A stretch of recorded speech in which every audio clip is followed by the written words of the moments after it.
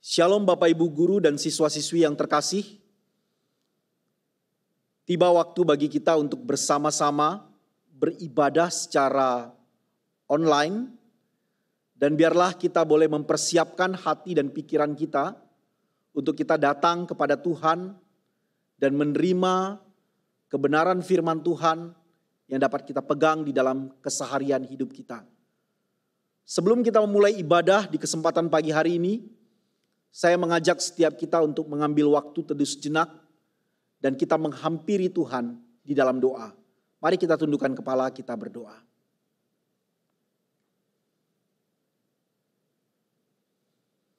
Kami datang menghampiri Tuhan di pagi hari ini.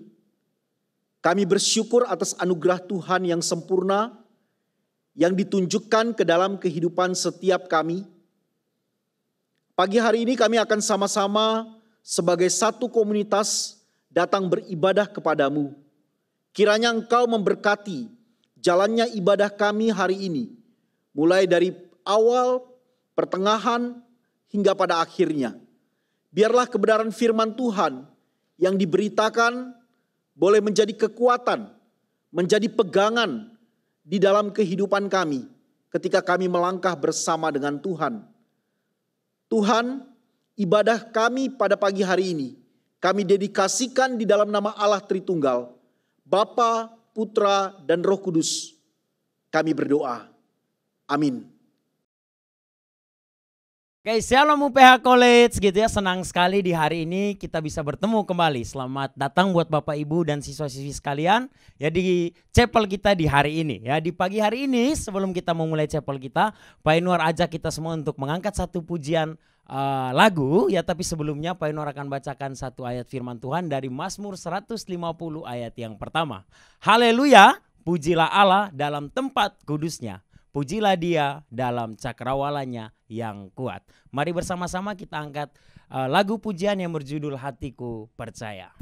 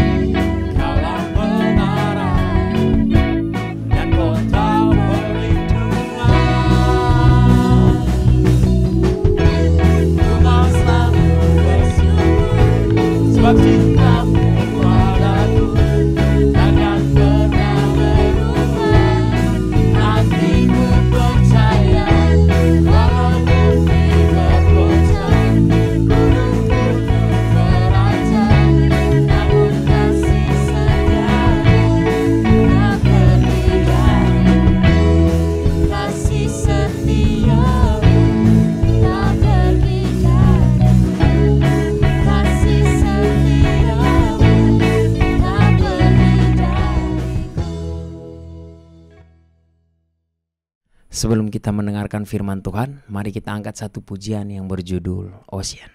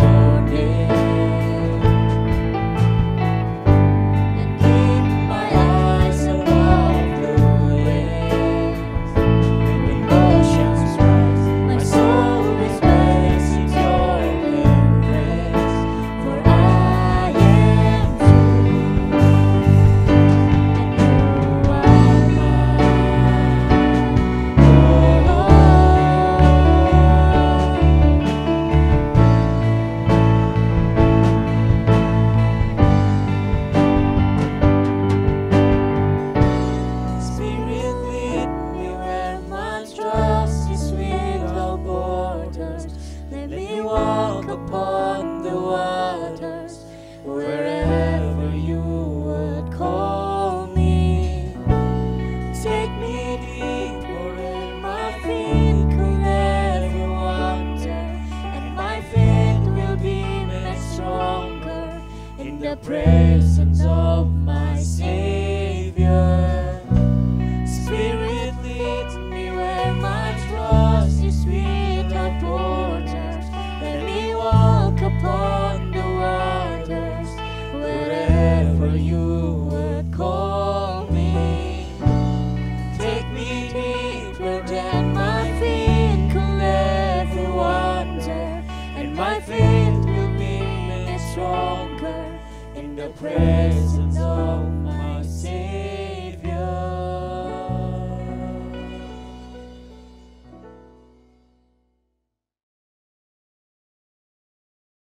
Bersama-sama mari kita mempersiapkan hati dan pikiran kita untuk menyambut kebenaran firman Tuhan. Kita datang dengan sikap hormat, dengan rasa rindu dan haus kepada Tuhan yang punya firman. Kiranya boleh berfirman kepada setiap kita di dalam kesempatan kali ini. Mari kita satukan hati, kita berdoa. Kami memohon pimpinan-Mu ya Tuhan, kiranya Engkau boleh berbelas kasih kepada kami, memberikan firman-Mu melalui hamba-Mu yang boleh Engkau pakai dan urapi, sehingga kebenaran firman Tuhan yang boleh kami dengarkan hari ini dapat menjadi kekuatan bagi kami untuk berjalan bersama-sama dengan Tuhan, mengarungi kehidupan ini, dan semakin mendekat kepadamu. Engkau urapi setiap kami, hamba-Mu dan juga anak-anak-Mu di tempat ini, agar kami boleh bersama-sama bertumbuh di dalam kehendak-Mu. Berfirmanlah Allah, kami siap untuk mendengar. Di dalam nama Tuhan Yesus Kristus kami berdoa. Amin. Selamat Hari Pentakosta untuk kita semua. Pada hari ini kita sama-sama akan melihat satu bagian firman Tuhan yang terambil dari Kisah Para Rasul, pasalnya yang ke-14 sampai dengan ayatnya yang ke-40. Saya mengundang setiap kita untuk membuka Alkitab kita dari Kisah Para Rasul, pasalnya yang kedua ayat 14 sampai dengan ayat 40. Demikian bunyi firman Tuhan. Maka bangkitlah Petrus berdiri dengan ke-11 rasul itu, dan dengan suara nyaring ia berkata kepada mereka, "Hai kamu orang Yahudi dan kamu semua yang tinggal di Yerusalem, ketahuilah dan camkanlah perkataanku ini. Orang-orang ini tidak mabuk seperti yang kamu sangka karena hari baru pukul 9. Tetapi itulah yang difirmankan Allah dengan perantaraan Nabi Yoel.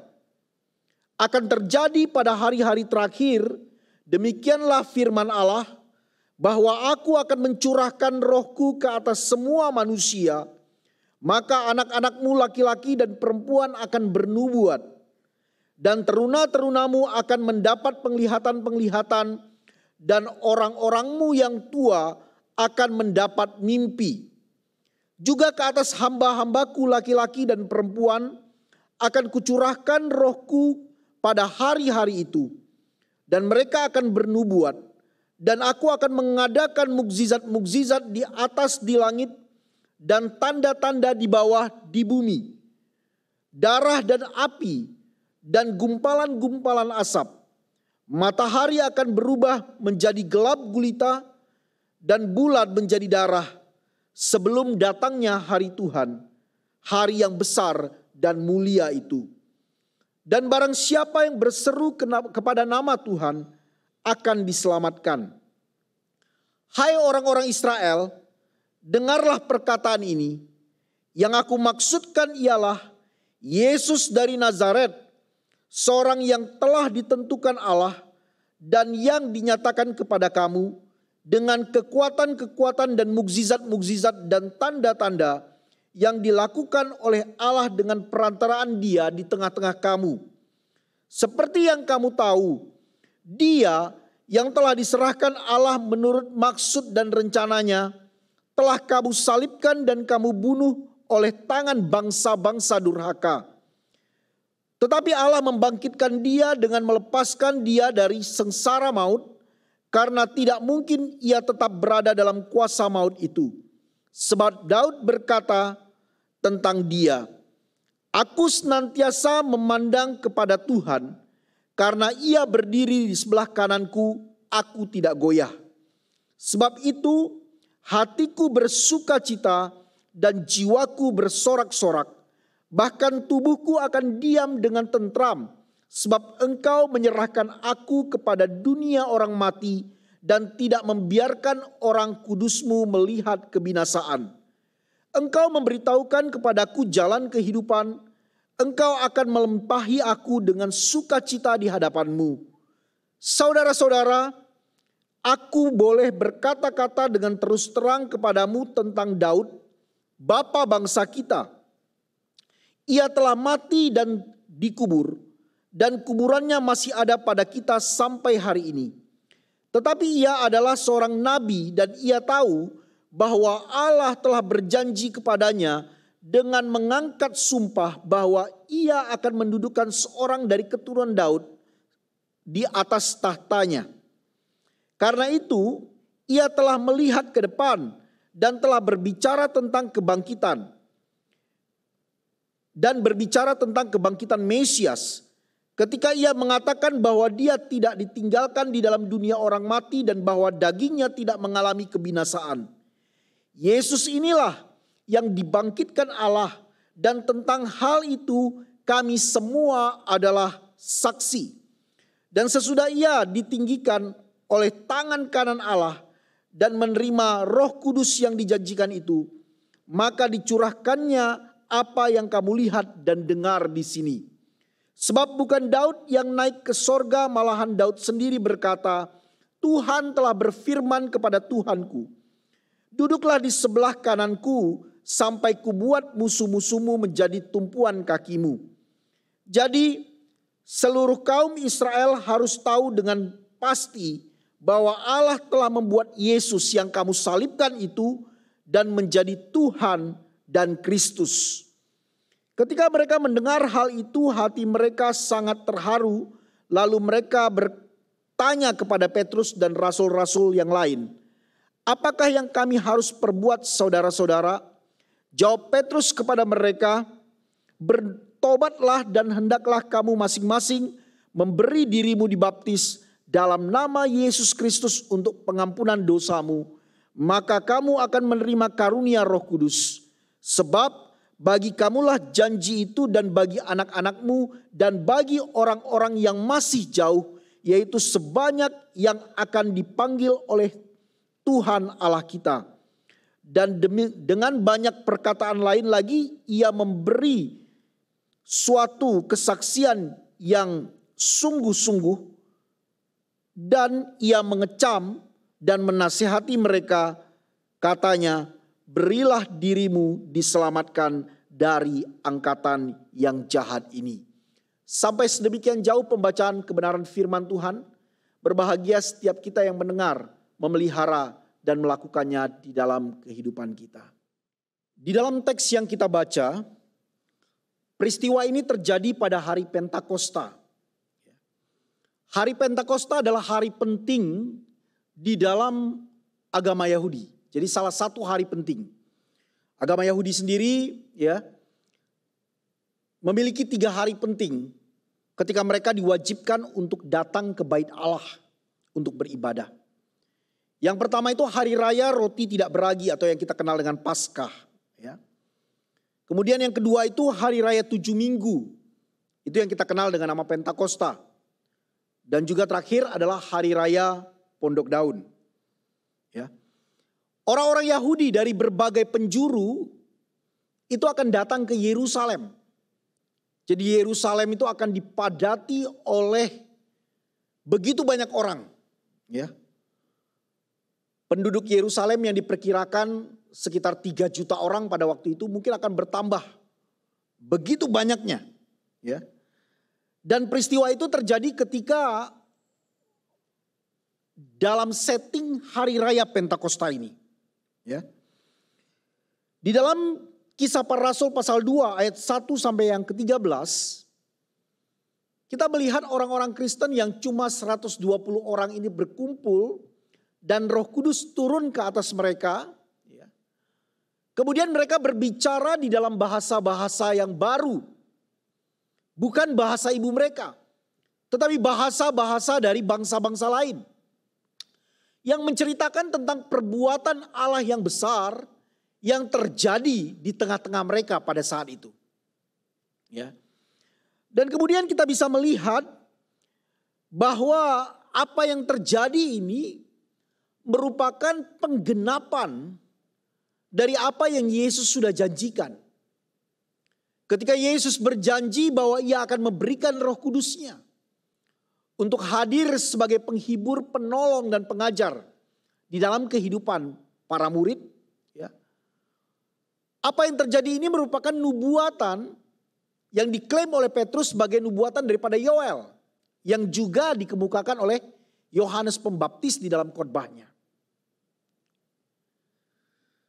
Bangsa-bangsa lain yang datang, ya, entah bangsa Yahudi yang tinggal di bangsa-bangsa lain, atau bangsa lain yang menjadi pemeluk agama Yahudi, itu mendengar tentang berita penyelamatan Allah yang begitu luar biasa.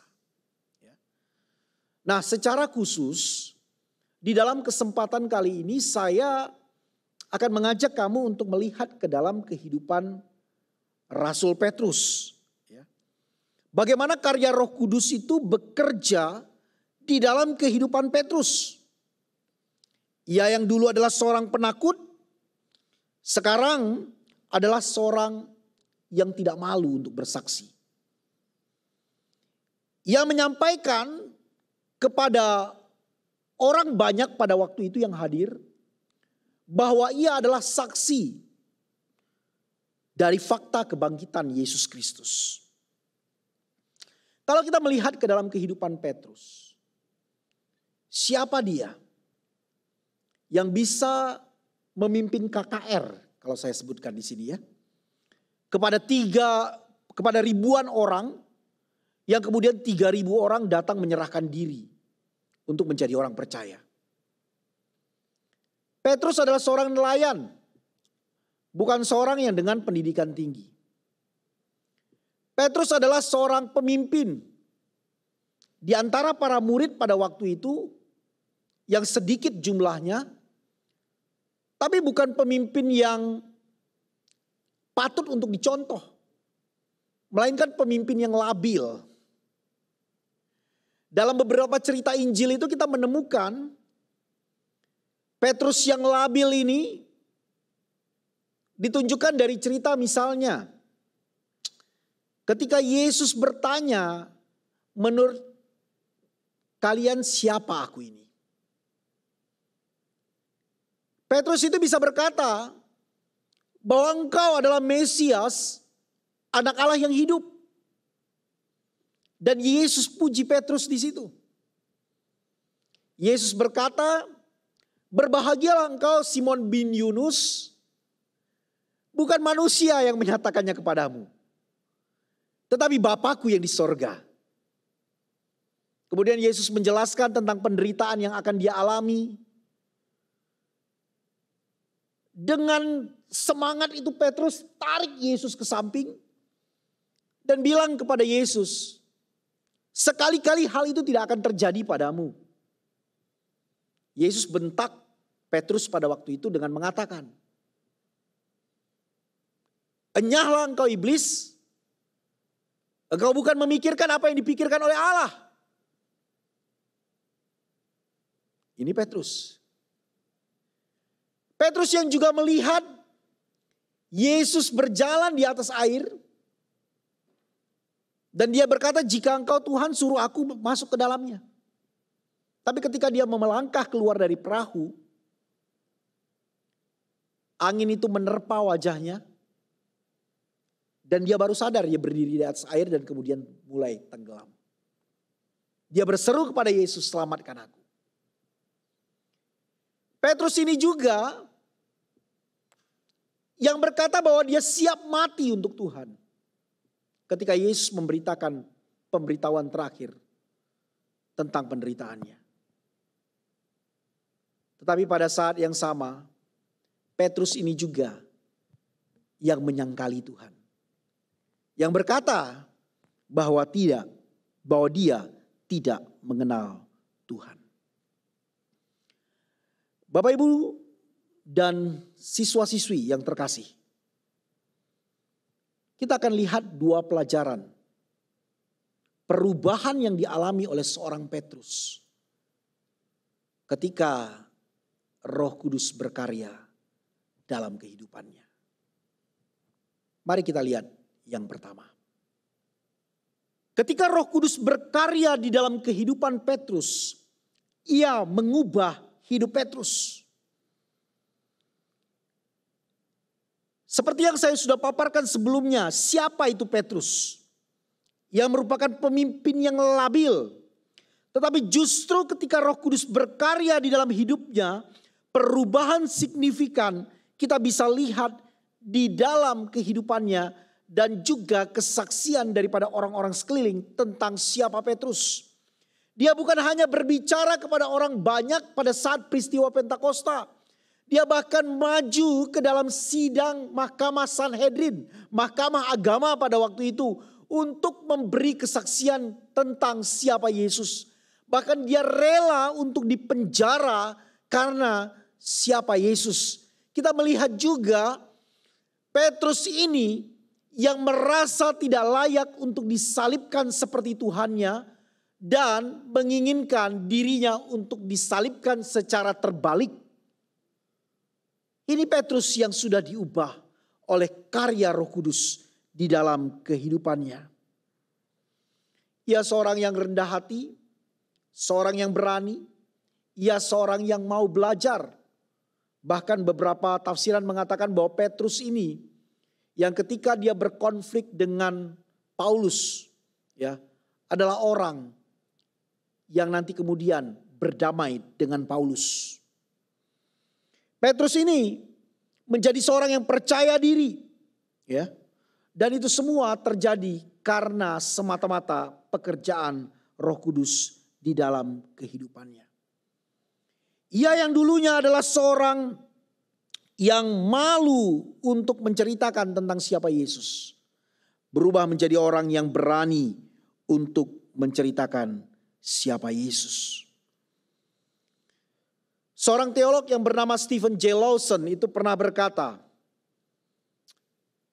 "If Jesus has not changed your life, the Jesus you met was another Jesus." Jika Yesus tidak mengubah hidupmu, Yesus yang kamu temui itu mungkin adalah Yesus yang lain. Bapak Ibu guru dan siswa-siswi yang terkasih di dalam Tuhan Yesus Kristus. Melalui peringatan hari Pentakosta, hari turunnya Roh Kudus, mari kita sama-sama melihat apakah kehidupan kita ketika kita menyebut diri kita adalah orang percaya, pengikut Yesus, benar-benar sudah mengalami perubahan oleh kuat karya Roh Kudus. Roh Kudus yang bekerja di dalam kehidupan Petrus juga adalah Roh Kudus yang sama yang bekerja di dalam kehidupan kita. Roh Kudus yang sama yang mengubah kehidupan Petrus juga adalah Roh Kudus yang sama yang mengubah kehidupan kita. Jikalau memang kita adalah pengikut Kristus yang sejati, orang-orang Kristen yang sejati, maka di dalam kehidupan kita pasti akan mengalami perubahan. Kalau tidak mengalami perubahan, engkau perlu mempertanyakan kekristenanmu. Buat apa kita pergi ke gereja setiap minggu? Buat apa kita beribadah setiap waktu? Buat apa kita baca firman Tuhan? Buat apa kita berdoa? Jikalau Yesus itu tidak pernah mengubah kehidupanmu. Pastikan itu di dalam hidupmu. Jika engkau adalah pengikut Kristus, sudahkah perubahan itu nyata? Engkau bisa lihat dari pertama sekali engkau menyerahkan hidupmu kepada Tuhan sampai kepada hari ini, perubahan seperti apa yang Tuhan sudah kerjakan dalam kehidupanmu. Ini yang perlu engkau tanyakan. Yang kedua yang kita dapat lihat bersama, bagaimana Roh Kudus itu membuat Petrus berani untuk menjadi saksi Kristus yang hidup. Bagaimana ia berani untuk membuka mulutnya, menceritakan tentang cinta kasih Yesus yang besar di dalam hidupnya. Bagaimana ia telah menyangkal Yesus sebagai Tuhan dan Juru Selamatnya. Bagaimana ia telah meninggalkan Yesus karena Yesus ditangkap oleh para pemuka agama. Petrus ini yang didatangi oleh Yesus dengan Yesus menanyakan, Simon bin Yunus, apakah engkau mengasihi aku? Petrus ini juga yang berkata, Tuhan, aku mengasihi engkau.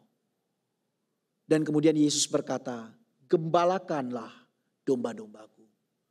Yesus juga bertanya kali kedua, Simon bin Yunus, apakah engkau mengasihi aku? Petrus ini juga dengan lantang menjawab, Tuhan, aku mengasihi engkau. Dan Yesus berkata, gembalakanlah domba-dombaku. Dan kali ketiga Yesus bertanya, Simon bin Yunus, apakah engkau mengasihi aku? Di sana Petrus berkata, Tuhan, engkau tahu hatiku. Aku mengasihi engkau. Kemudian Yesus berkata, gembalakanlah domba-dombaku. Dia tahu arti cinta Tuhan yang besar untuk dia. Dia tahu bagaimana Yesus mengasihi dia. Yesus datang secara personal ke dalam kehidupannya. Ketika Roh Kudus bekerja di dalam kehidupannya, ia berani membuka mulutnya untuk menceritakan cinta kasih Allah. Ia berani untuk menjadi saksi Kristus yang hidup di tengah orang-orang banyak dan para pemuka agama yang ada. Bapak, Ibu guru dan siswa-siswi yang terkasih, kata saksi itu berasal dari bahasa Yunani. Ya. Atau kata Yunani yang digunakan untuk saksi di dalam ayat yang ke-32, ya. Itu digunakan kata martir. Kata martir di dalam kamus itu didefinisikan the one who bears testimony to faith. Seseorang, ya, yang berani bersaksi untuk imannya. Atau di bagian yang lain dikatakan the one, ya, one of the Christian who in former times were put to death because they would not renounce their beliefs. Jadi seorang Kristen pada awal gereja mula-mula yang harus mati, ya, karena dia tidak mau meninggalkan keyakinannya. Itu saksi. Jadi ketika Petrus itu menjadi saksi, dia yakin betul akan apa yang dia percayai. Di dalam khotbahnya kepada orang banyak, dia menunjukkan adanya historical proclamation. Ada satu proklamasi secara historis. Apa yang dia proklamasikan? Bahwa Yesus itu betul mati. Bahwa Yesus itu betul bangkit. Bahwa Yesus itu betul-betul ditinggikan oleh Allah. Dengan dia naik ke sorga dan duduk di sebelah kanan Allah Bapa. Ketika membicarakan tentang kematian dan kebangkitan. Di dalam suratnya ini, Petrus itu berkata bahwa ia melihat, ia menyaksikan Bahkan ia memegang firman hidup itu sendiri. Firman hidup itu yang kami beritakan kepadamu. Jadi ada satu historical proclamation yang dikemukakan oleh Petrus kepada orang-orang banyak. Yang kedua, Petrus melakukan satu theological evaluation. Evaluasi secara teologis untuk pemahaman yang ada pada waktu itu. Dia menunjukkan kepada mereka bahwa Yesus ini adalah Tuhan dan Kristus. Yesus inilah Tuhan, Yesus inilah juga Kristus. Yang diurapi, Mesias yang dijanjikan oleh para nabi. Yang memberikan bukti-bukti dari kitab suci tentang siapa Yesus ini. Ada satu theological evaluation yang dilakukan. Dan kemudian dengan keberanian, Petrus juga menantang orang-orang banyak untuk percaya, untuk menerima anugerah pengampunan dosa yang diberikan kepada mereka. Mereka ditantang untuk menyerahkan diri mereka di dalam pertobatan kepada Allah. Sehingga mereka menerima Roh Kudus yang dijanjikan. Roh Kudus membuat Petrus berani untuk menjadi saksi Kristus yang hidup. Karena dia tahu bukan cintanya kepada Kristus yang memegang dia. Tetapi cinta Kristus kepadanya yang memegang dia. Anak-anakku yang terkasih dan juga Bapak Ibu Guru. Ketika kita berkata bahwa kita adalah pengikut Kristus. Roh Kudus sudah bekerja mengubah hidup kita.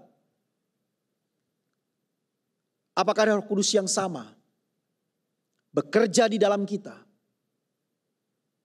untuk membawa kita berani bersaksi bagi Dia? Apakah engkau berani bersaksi tentang cinta Tuhan kepadamu di dalam kehidupan yang kau jalani saat ini? Apa yang sudah Dia buat bagi engkau dan saya? Beberapa waktu yang lalu, ketika saya sedang sakit dan saya berobat di salah satu klinik di daerah Karawaci Utara. Saya bertemu dengan seorang bapak yang juga adalah jemaat di tempat saya beribadah. Jemaat di gereja tempat saya beribadah. Kemudian dalam perbincangan kami, dia dengan begitu bersemangat, begitu antusias menceritakan cinta Tuhan yang terjadi dalam kehidupannya. Dia bilang Yesus itu begitu baik. Itu saya seharusnya bypass jantung. Karena apa? Kondisi jantung saya itu sudah tinggal 1% kata dokter. Hidup syukur, ya mati memang wajar. Tapi oleh penanganan yang cermat, dari dokter yang juga adalah anak Tuhan, itu berkata, mari diserahkan kepada Tuhan. Biar Tuhan yang bekerja. Operasi berjalan lancar. Dan dia bisa hidup sampai saat kami bertemu. Dia bilang semua karena anugerah Tuhan. Dan satu lagi Pak Pangulu dia katakan kepada saya. Ini saya buta beberapa waktu. Karena retina mata saya robek. Saya pikir, saya tidak pernah punya waktu lagi untuk baca firman Tuhan. Apa yang pernah saya dengar, itu yang saya coba ingat. Namun syukur kepada Allah beberapa bulan yang lalu.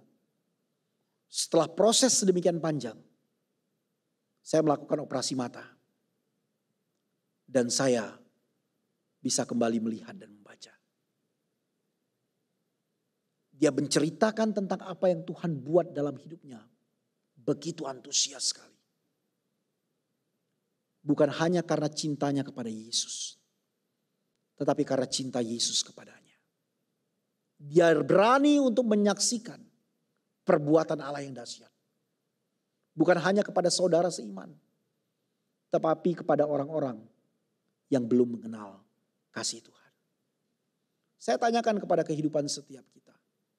Beranikah kita menyaksikan cinta kasih Tuhan yang sudah mengubah hidupmu kepada orang-orang yang ada di sekeliling kamu? Atau justru kita menjadi risih ketika kita menjadi terlalu rohani? Teman-teman mungkin akan berkata kamu sok suci, kamu gak gaul. Udah, cari Tuhan nanti aja. Sekarang nikmati dulu kesenangan yang ada. Mungkin itu tawaran yang diberikan. Tetapi maukah engkau lepaskan itu dalam hidupmu dan berkata, aku milik Tuhan. Aku menyaksikan setiap cinta Tuhan. Apapun tidak akan kutukar di dalam kehidupanku dengan cinta Tuhan yang begitu besar bagiku.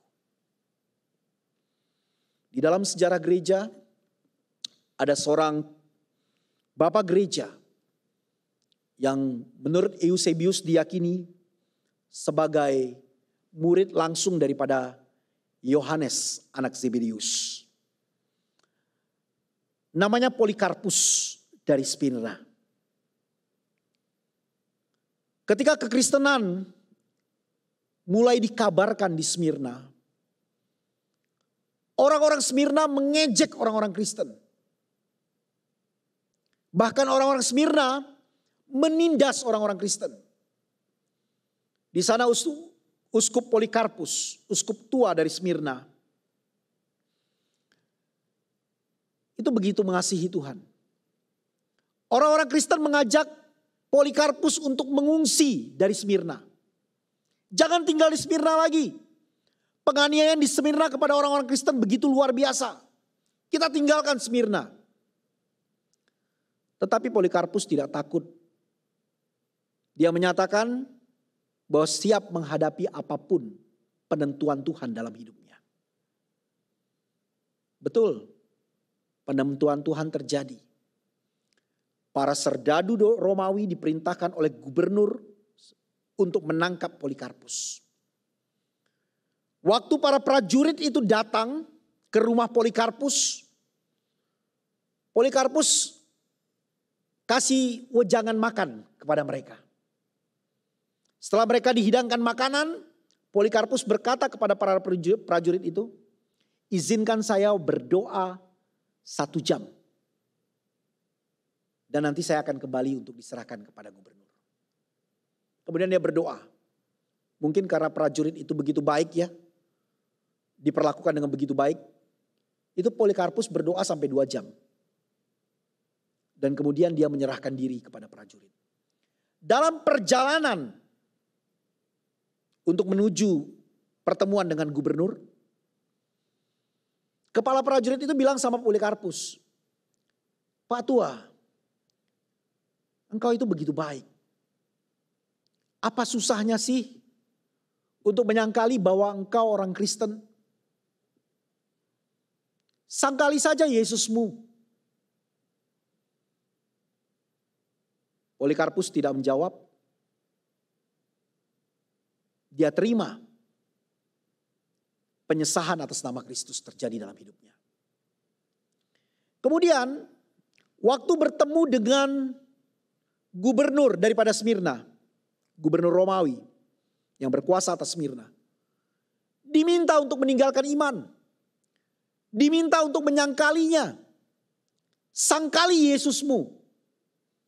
Apa jawaban yang diberikan oleh Polikarpus? Dia berkata, selama 86 tahun aku telah mengabdi kepada Kristus. Dan ia tidak pernah menyakitiku. Bagaimana aku dapat mencaci raja yang telah menyelamatkanku? Oleh karena keteguhan hati daripada Polikarpus untuk tidak meninggalkan imannya. Dan dia bersaksi kepada orang banyak tentang imannya. Ia harus mengalami penghukuman mati dengan dibakar. Dia martir bagi Kristus. Pertanyaan saya kepada setiap pribadi kita. Apakah Roh Kudus yang berkarya di dalam kehidupanmu memberikan keberanian bagi engkau untuk bersaksi kepada orang-orang, untuk menjadi martir bagi Kristus kepada orang-orang. Biar kiranya dengan semangat Pentakosta yang kita rayakan,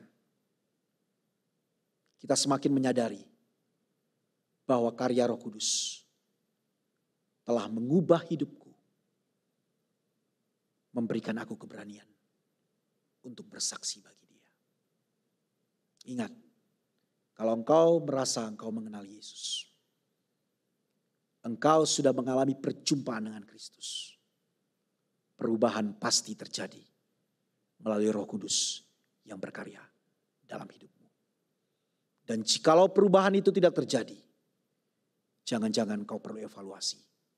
Sudahkah engkau kenal Yesus yang benar dalam hidupmu? Mari kita tundukkan kepala kita berdoa.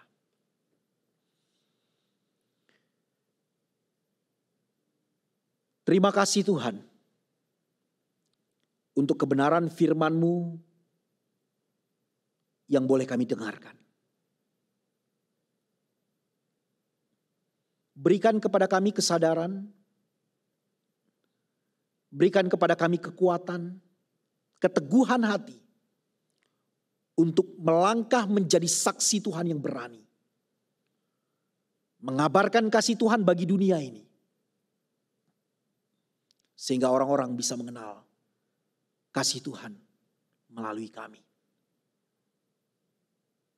Hamba telah selesai berkata-kata. Tuhan terus berbicara, materaikan firman-Mu di dalam hati setiap kami. Dan kami boleh hidup sebagai pelaku-pelaku firman dan bukan pendengar saja. Di dalam nama Tuhan Yesus kami berdoa. Amin. Mau selalu bersyukur sebab cinta-Mu